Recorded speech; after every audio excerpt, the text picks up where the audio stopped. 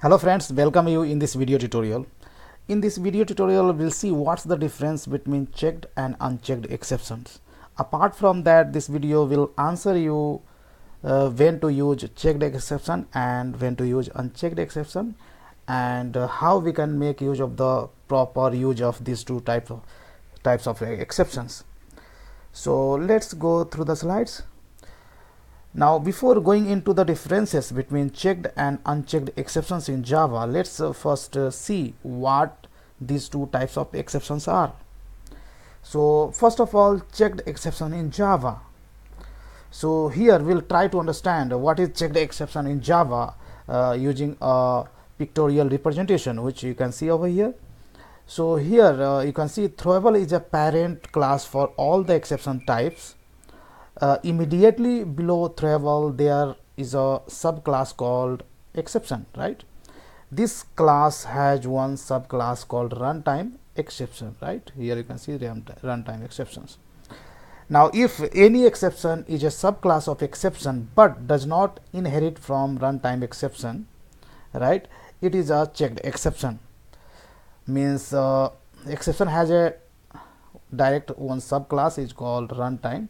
So, runtime exception and its descendant or its subclass all are considered as a runtime exception. If you leave this hierarchy, runtime plus its subclasses, so rest of the subclass of exception class is called checked exception, right? The same is saying over here, the restrictions with the checked exception is that it needs to be either caught in the method using try catch block, or the method needs to specify that exception in a throws clause declaration, right? So basically compiler will force you to handle either checked exception in the within the try catch, or you can declare using with the method signature using a throws clause. That's the restriction with the checked exception, right? But there is no as such enforcement from the compiler for the runtime exception. Now, if you talk about the checked exception within the JDK, then there are some of the classes which basically represents the checked exception or compile time exception in Java, like IO exception, class not found exception, parse exception, class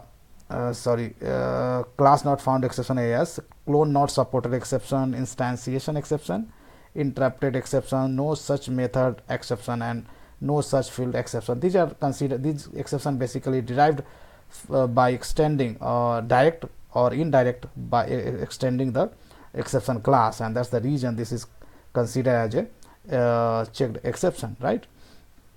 Now, when we talk about the unchecked exception in Java, within the exception hierarchy, if an exception is a subclass of runtime exception, right, it is unchecked exception, and unchecked exception can also be caught by wrapping the code in the try catch block like checked exception, but it does not have to, as it is not basically verified at compile time.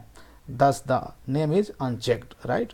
So, if runtime plus its descendant or subclasses is considered as a runtime exception, and compiler will not force you to handle this exception within the try catch, and also that will not force you to either declare these exceptions using throws clause, right? So basically runtime exception is considered as a some kind of programmatic error, and for that basically programmer is responsible, right? So these are the basically list of runtime exception, like array index out of bound exception, class cast exception, illegal argument exception, illegal state exception, null pointer exception, number format exception, assertion exception, right? So these are the basically list of, there are many more, right? So I have listed few of them.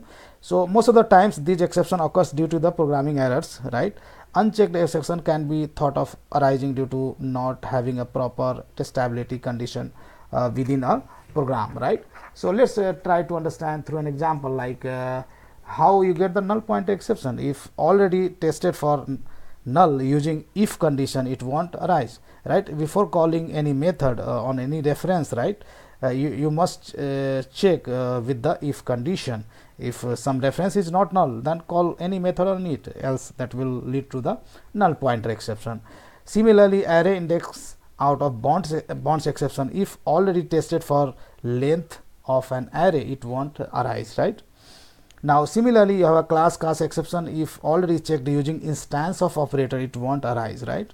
So before casting class cast, you must use instance of operator, then you should do the class type casting, right? Then in that case you won't get this exception, right? So this is a kind of logical error, right? Now let's try to understand what's the difference between now checked and unchecked exception. Now you know already what is checked and unchecked exception. Now when you know what are checked and unchecked exception, it is easy to list out the differences between checked and unchecked exceptions. So checked exception is a direct subclass of exception, whereas unchecked exception is a subclass of runtime exception, right? Now checked exceptions should be wrapped in try catch block or specified as throws clause, whereas there is no such requirement or rules for unchecked exceptions. Failure to provide exception handling mechanism for a checked exception result in compile time error, whereas no compile time error for unchecked exception. Now checked exceptions are designed to reduce the number of exceptions which are not properly handled and where there is a reasonable chance for recovery, right? So if you declare some kind of checked exception, means you want to recover it, right? Unchecked exceptions are mostly programmatic error, right? Now what's the usage of basically checked exception, right? And so there is a lot of debate over whether checked exceptions are at all needed or not, right? A general complaint is that having checked exception result in a lot of boilerplate code. That problem has been recognized, and Java 7 has a feature called multi-catch statement to reduce exception handling code, right? So for basically for checked exception, Java language specification says this compile time checking for the presence of exception handler is designed to reduce the number of exceptions which are not properly handled, and that's the basically Java language specification says. Now checked exceptions should be used to declare expected errors from which there are chances to recover from.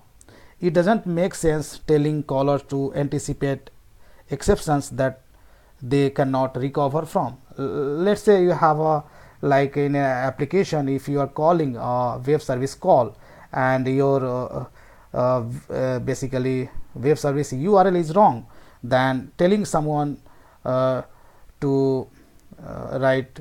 So in that case, what should happen? You, as a developer, you should log this exception in the log file, and a later point of time developer has to fix it, and that has to redeploy again. So developer, I mean end user cannot recover from this, right? And that's the reason to declare those kind of exception as a runtime exception, not as a checked exception, right? So there is no such recovery to fix it at runtime, right? But if you have a kind of some kind of, if user is providing the kind of wrong input, right, in that case there is a chance for recovery, right? Now as an example, let's take another example. If user attempts to read from a non-existing file, the caller can prompt him for a new file name. On the other hand, if the method fails due to programming bug, right, like invalid input parameters or incorrect method implementation, there is nothing the application can do to fix this problem in the mid of the execution, right? The best it can do is log the problem and wait for the developer to fix it at the later time, right? So I hope you understood when to use the checked exception. Now one of the things I wanted to discuss, proper usage of unchecked exception.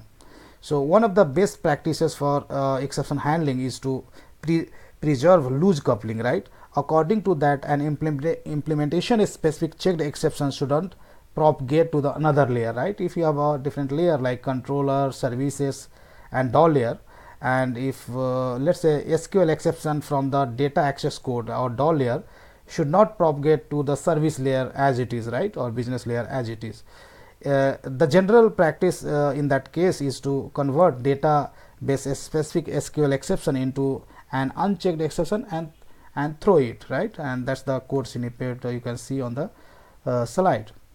Now, some of the important points you should keep in mind when we talk about the exception handling. When you talk about the checked and unchecked exceptions. So, checked exception arises, checked exception classes are direct descendant or subclasses of exception class, right. Unchecked exception classes are direct descendant of runtime exception class, where runtime exception class is a subclass of exception class, right. If you look into the exception hierarchy, basically runtime exception extends exception class. Checked exception must be handled either using try catch block or declare using throws. Not doing that will result in compile time error, right. So, compiler always will force you to either handle checked exception in try catch, or if you are not handling, then you need to declare it as a throws clause. That's the basically way we propagate the exception, right. So, basically calling method will handle that exception using try catch. If the calling method is not also handling, then finally default handler comes into the picture. Now, not handling unchecked exception doesn't result in compile time error, right. So, if you have a unchecked exception, compiler will not force you to handle within the try catch, or that will not even force you to declare those exceptions. That is a basically programmatic error, right, kind of that. Now, runtime and checked exception are functionally equivalent.